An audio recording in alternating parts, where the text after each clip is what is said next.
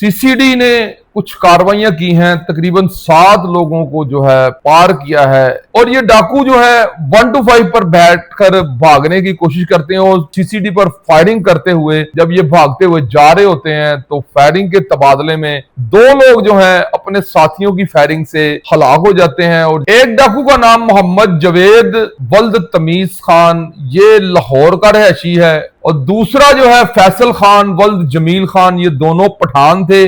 तो इन लोगों के ऊपर 30 से 40 मुकदमात थे। बदनामे जमाना 50 मुकदमों में इश्तिहारी मुल्जम गिरफ्तार किया हुआ था। असद अली अलमारूफ कीड़ा है बदनामे जमाना, जिसके ऊपर 40 से 50 मुकदमात थे, जो है हथकड़ी छुड़वा के भागने की कोशिश करता है अपने साथियों की तरफ। तो ये अपने साथियों की जो फायरिंग है उसी से इसके सीने पर फायर लगते हैं, तो इसको जो है जख्मी हालत में अलाइड हॉस्पिटल फैसलाबाद ले जाया जाता है। तो ये जख्मों की ताब ना लाते हुए जो है ये मर जाता है। 10 से 15 डाकू थे जिन्होंने ये नाका लगा के शहरियों को लूट रहे थे। अस्सलाम वालेकुम जी, मेरा नाम अली रजा शराजी है। सीसीडी ने कुछ कार्रवाइयां की हैं, तकरीबन 7 लोगों को जो है पार किया है। इसमें सबसे पहले तोबा टेक सिंह फैसलाबाद के इलाका में 407 जीम बे में एक पुलिस मुकाबला होता है। एक एसआई साहब है मोहम्मद जहीर और दूसरे एसआई साहब हैं मोहम्मद हसन। दौराने ड्यूटी अपने गश्त पर थे, जैसा कि इनके साथ और कांस्टेबल भी थे। जो ये टिकट जारी किया है सीसीडी ने, ये टोबा टेक सिंह के एक कब्रिस्तान के करीब से गुजरते हैं। वहां पर कुछ डाकू जो हैं वो अपनी कुछ प्लानिंग्स कर रहे थे। उन्होंने सीसीडी को देखते सारी सीसीडी के ऊपर फायरिंग खोल दी, जिससे सीसीडी का एक जवान जो है वसीम असगर जो है वो शदीद जख्मी हो जाता है। और सीसीडी जो है वो कंट्रोल पर कॉल करके अपने मजीद जो है फोर्स को मंगवाती है और सीसीडी के जो मजीद डाले आते हैं वो इन डाकुओं के ऊपर फायरिंग करते हैं। और ये डाकू जो है 1 to 5 पर बैठकर भागने की कोशिश करते हैं और सीसीडी पर फायरिंग करते हुए जब ये भागते हुए जा रहे होते हैं तो फायरिंग के तबादले में 2 लोग जो हैं अपने साथियों की फायरिंग से हलाक हो जाते हैं। और जब सीसीडी उन तक पहुंचती है तो पता चलता है कि ये 2 लोग तो मारे जा चुके हैं। और उनकी शनाख्त जो है, एक डाकू का नाम मोहम्मद जवेद वल्द तमीज खान, ये लाहौर का रहशी है, और दूसरा जो है फैसल खान वल्द जमील खान, ये दोनों पठान थे। एक का ताल्लुक जो है फैसलाबाद से था और दूसरे का ताल्लुक लाहौर से था। और ये दोनों के जब सिमों से इनके आईडी कार्ड के नंबर निकाले गए और इनकी सीआरओ निकाली गई तो इन लोगों के ऊपर 30 से 40 मुकदमात थे, जिनमें ये पूरे पाकिस्तान में जो इन्होंने डकैतियां की हुई थी और डकैतियों में जनाब जबर किए हुए थे और लोगों को फायर मारे हुए थे। और इससे बड़ी बात, इन्होंने कई दफा पुलिस के ऊपर भी फायरिंग की हुई थी और ये पुलिस को इंतहाई मतलूब थे। और ये अब भी कब्रिस्तान में बैठकर किसी ऐसे प्रोग्रामिंग कर रहे थे डकैती की या किसी ऐसी कार्रवाई की।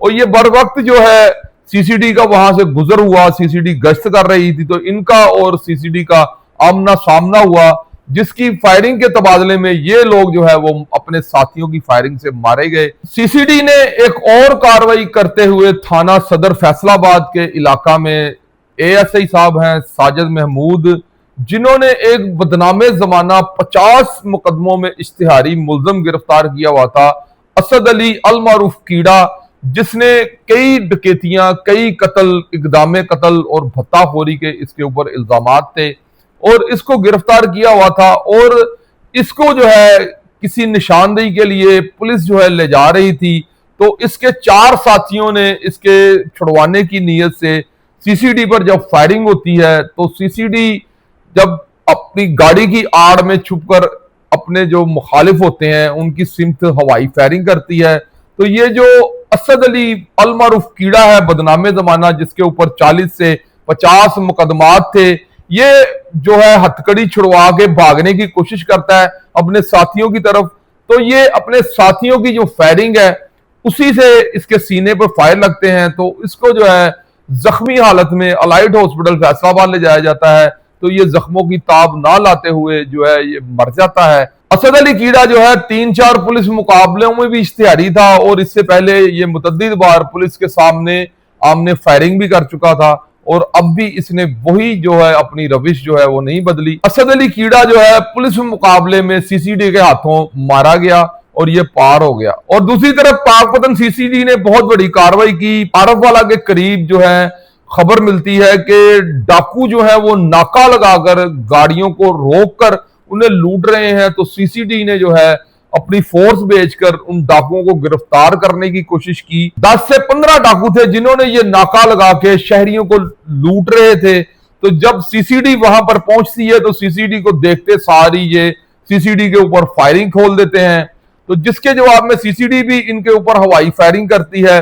तो हवाई फायरिंग के नतीजे में जब ये लोग भागना शुरू करते हैं तो उस फायरिंग के नतीजे में ये जब डाकू भी पुलिस के ऊपर और सीसीडी के ऊपर फायरिंग करते हैं, उसमें भी जो है एक पुलिस वाला है वो शदीद जख्मी हो जाता है।